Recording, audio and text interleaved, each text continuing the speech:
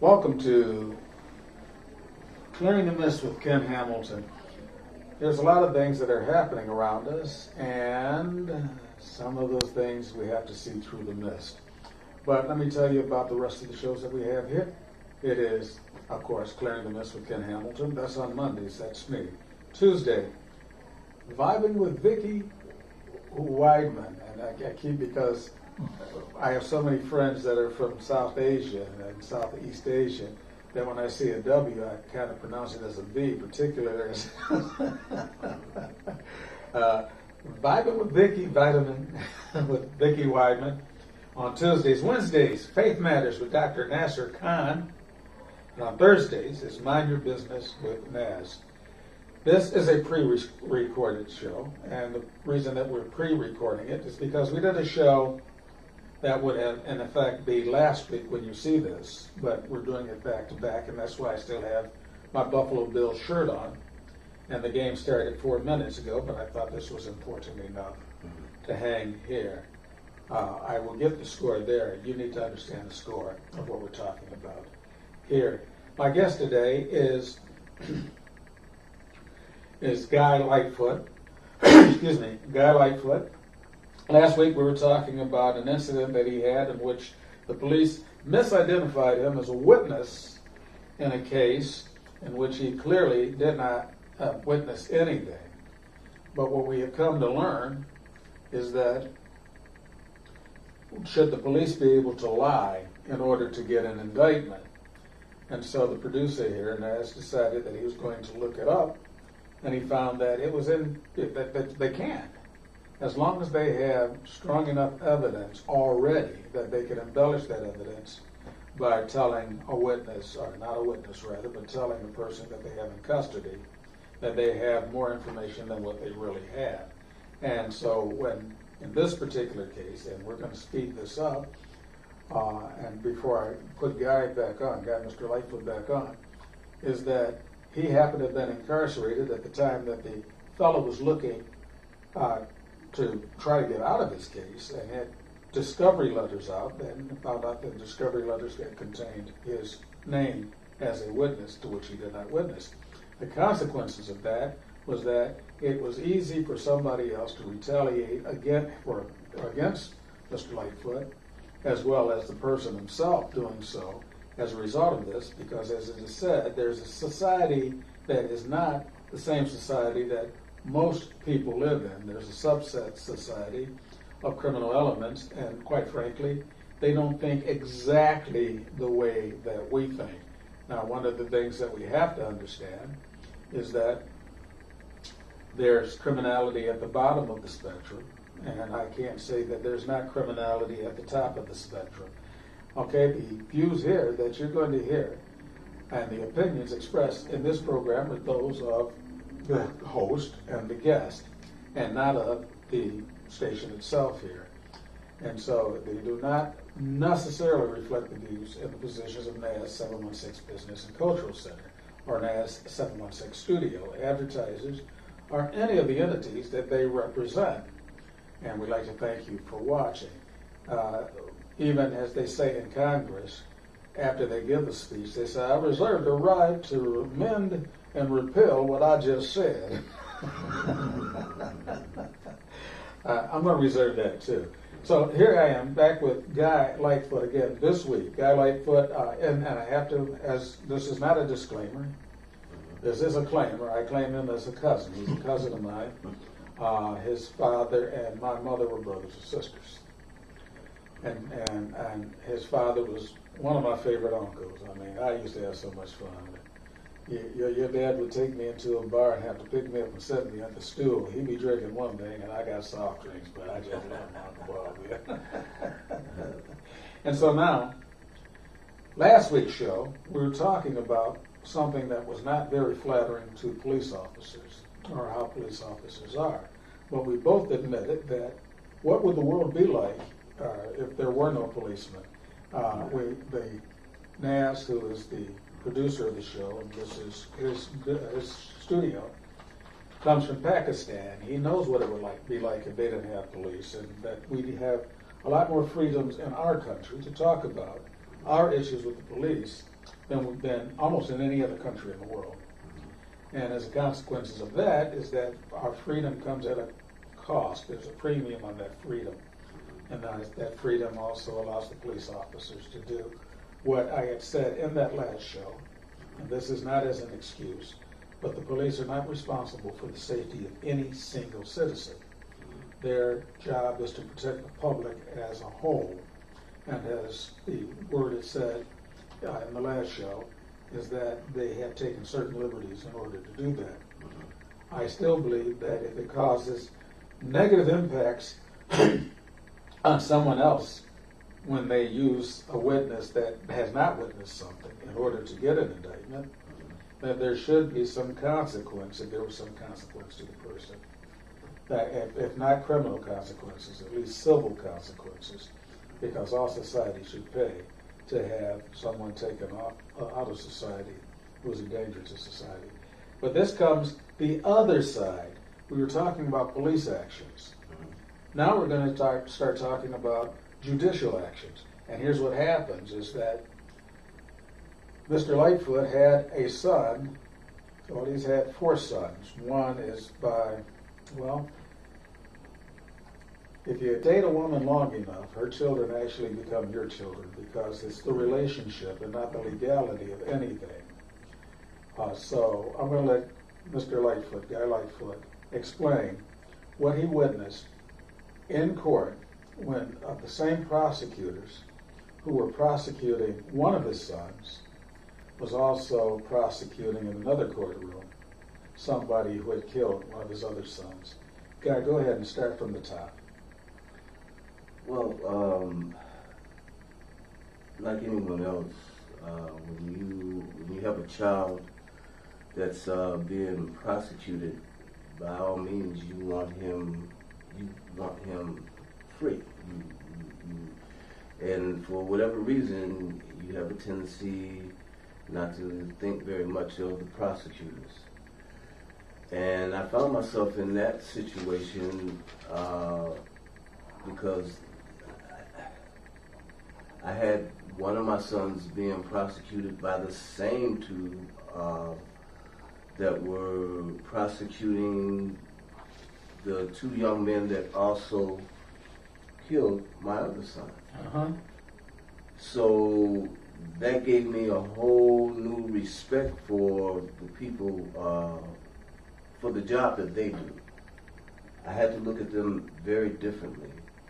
You know, I had to, in one instance, I had to keep a very open mind about this and the job that they're doing. Because, like anyone else, the one child that was killed, you want them to take their head off by any means necessary. But at the same time, here I have another child that's being accused of a alleged crime, and you don't care what it takes, but you want him free. You want them to let him go. So when it comes to the judicial system, you found yourself in a very neutral position. Having to look at it for what it really was, you know, because once again, when you're looking at it from their perspective, they're doing a job. Right. They're doing a job, and they're trying to do the best job they can. We hope, you know, and that's where the truth comes in. That's where you want them to find the truth in whatever was going on. Particularly in cases of subjectivity, as you want this one that is still alive to be adjudicated. Exactly. And favorably adjudicated. And favorably, yes. All right, so now this might be a tad bit painful for you. Mm-hmm. Tell me, if you would, about the loss of your first son. What were the circumstances? And where was it? This was over in Buffalo. This was, Buffalo, Black Rock area. My son was shot 3 times in the back of the head, executed. Execution style. Right. And thrown, literally thrown in a dumpster, a garbage dumpster. All right. And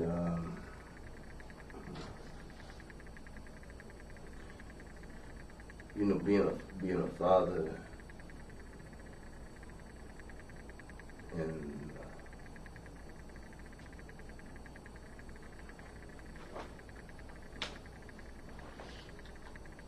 It's all right.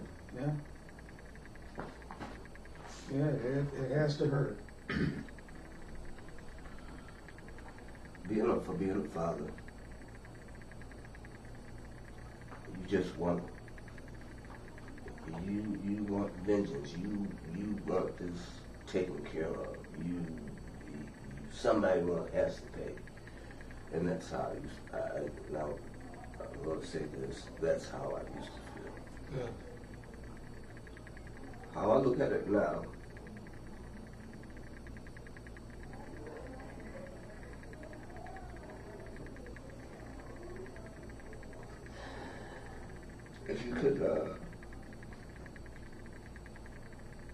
if you can imagine watching a mother of your child clean up blood in the middle of the street, and I had to say to myself,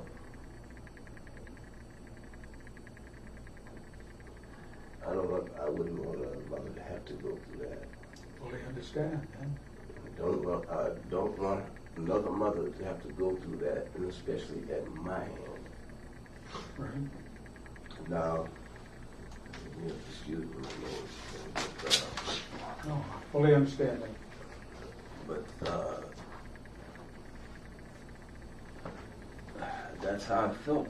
That's how I felt at the time, and prior to that, I wouldn't have had a problem doing just that. And it took a lot in order for me to change my thinking. One of the things that we as men don't take into consideration when we have children, especially male children, we're their heroes. As a father, we're their heroes. And whatever we do, 9 times out of 10, that's what they're going to end up doing. And that's what happened to me, because my sons saw me living a certain lifestyle.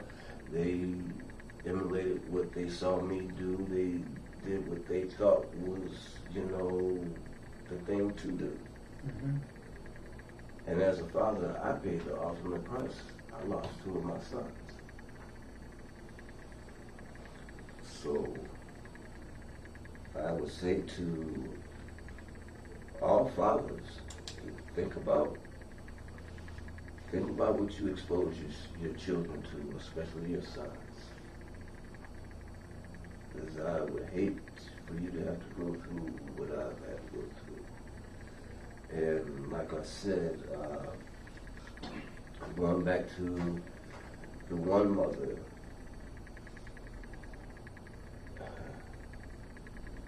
and that's a heartbreaking thing to watch this woman on her hands and knees out there trying to clean her child's blood out up in the streets. And then I would end up doing that to someone else's child, and the possibility that that child's mother would have to do the same thing. No, I don't want to be that person. I don't want to be that person. When did you change your mind?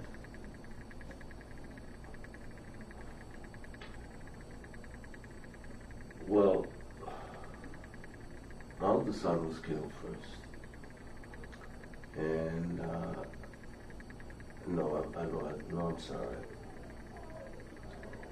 the younger one was killed first, and then my oldest son was killed. And I was already feeling some kind of way from the first murder. That would have been Joey. That would have been Joey, yes. And when Ian was killed, for maybe up a year, maybe a year and a half, like I said, all I could do was see blood. So all I wanted justice, and I wanted it right away. And as time went on, and I kept getting this picture in my mind of this woman on her hands and knees out here in the streets with a scrub brush, scrubbing the street. I started changing, I started having mixed emotions about that. Even to the point where I've taken a lot of abuse from family members and people associated with me because I wasn't acting fast enough. But at the same time, I don't know who did this to my son. I wasn't sure. So if I go out here and retaliate and I hurt the wrong person, how am I supposed to feel then? It's like you caught in a catch-22. And as time went on,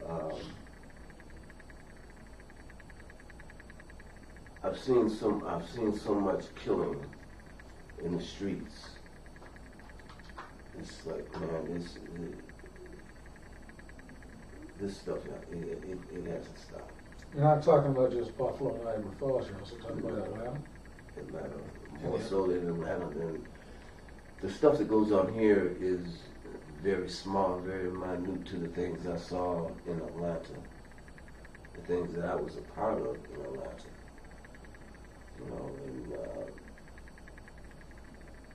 And these guys really don't know.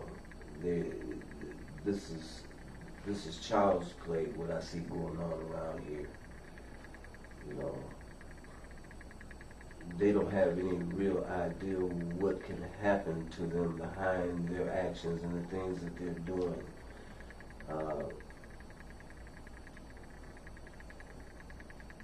I've seen what they call shooters. These are people, what a shooter is a person in the street that, that has no problem using his gun. Are we talking about somebody who does it for his own purposes or somebody who acts on behalf of someone else? Both. Both of them would be called shooters. All right. But in any case,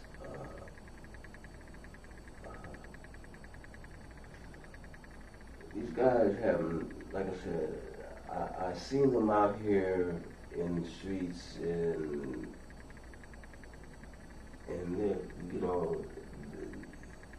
they have this attitude with this walking around with this gun in their hand and then they do what they do and then get to jail and act like little girls. Really? Oh yeah. Not literally act like little girls, but literally act like little girls. And one fella, I had to tell him one day, if you go to that phone crying one more time, I'll beat the hell out of you. Wow. Well, you're gonna granddaddy this dude, huh? Man, that is just. So then they are remorseful when they go to jail. The jail itself. Are you talking about the county, or are you talking about the state? Or higher? A lot of these guys aren't built for jail. They think that they are. And, that's another thing, because a lot of these young guys think going to jail is a rite of passage. Yeah. And it's not. I commend the guy that can go to get to be my age and not be a felon. Never see the inside of a jail cell. Hell, I was 42 years old the first time I ever got arrested. 42.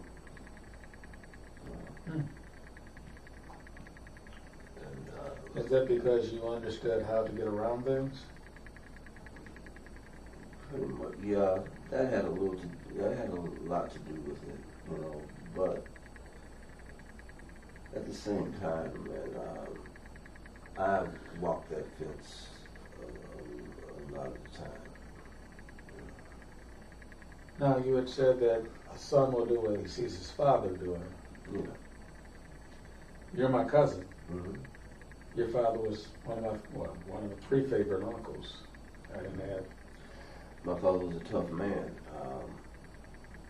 I come from a long line of what you call hustlers. I have uncles that ran numbers, bootleg, all of that. You know, there was nothing new to me. I started booking numbers when I was 10. Really? What? And my uncle had something to do with that? No. Oh, okay, I didn't think so. Because I'm going to beat you up if you say it. Right here. No, I love my uncle. I know, he was an interesting character. Yes, he was. He was a very, very interesting character. And he loved me, and I had three good examples of uncles. Mm-hmm. And ironically, as good as these men were, they still lost at least one of their sons to the streets. Yeah. In one case, a lot of their sons was to the streets. Mm-hmm. Yeah. And so you had some transformation. I had a choice. Yes, I did. I had a choice. But being a young black male, and like every other black male grew up during my time, walking around with an iceberg slim book in my back pocket, you know, the streets looked very tempting. It was drawing me, it was calling me. Right. You know, and there was a lot of things that went on with that made it look alluring, you know, very tempting. I'll give you a 5 minutes. Let's go back. We'll have to cover this at some other time. Let's go back to Joey getting shot. Mm-hmm. And then how much time was it before Ian got shot? 7 months. And in both cases, the police found the perpetrators. No, they still have not found, they have yet to make an arrest as far as Ian is concerned. And that's one of the more troubling things because I don't know. And the ironic thing about it, I really feel like it was someone very close to us that was in our inner circle who did this. And in your inner circle. My family's inner circle, yes. Okay, because when it comes to the street, I don't know much about what goes on out there. I mean, I leave it to the police to do what they do. I leave it to the people in the street to do what they do. I don't tell the cops anything about what I might see out in the streets. And if the cops tell me that they're going to do a raid someplace, I ain't telling anybody where it's going. Well, one of the major differences that from now and when you and I were young men growing up, there was always someone around to keep us in check. Oh, yeah. I don't care what you did, there were certain lines that you just did not cross. Because if you did, there was somebody there to see about you. Right, but now, And we don't now these have people it. don't want you talking to their kids even though if you see them doing something wrong. They will physically attack you. Absolutely. So we only have about a minute or two left. Mm-hmm. So you found yourself talking to the prosecutors Mm-hmm. in Niagara County, and they're the daughters of friends of mine, but I just can't remember the names because I meet so many different people, and I've seen these girls since they were young. Mm-hmm. That you were gracious and in the middle, understanding that I want you to prosecute this guy, and I want you to work too. Well, like I told you before, I sat down and told both of them I have a newfound appreciation for what you do. I respect both sides of the fence. Very good.